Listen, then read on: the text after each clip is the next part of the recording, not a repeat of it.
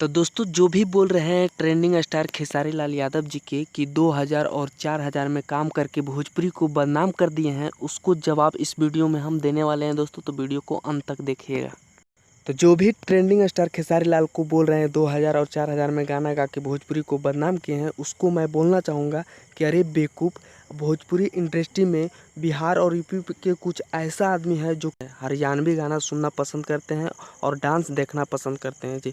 और खेसारी लाल अपने पब्लिक को खुश करने के लिए कुछ भी कर सकते हैं। तो बहुत ऐसे हैं जो कि भोजपुरी नहीं सुनते हैं, हरियाणवी डांस और गाना सुनना पसंद करते हैं। तो वीडियो अच्छा लगा तो विरोधियों तक जरूर भेजिएगा दोस्तों, और चैनल पर पहली बार आए तो सब्सक्राइब कीजिए। धन्यवाद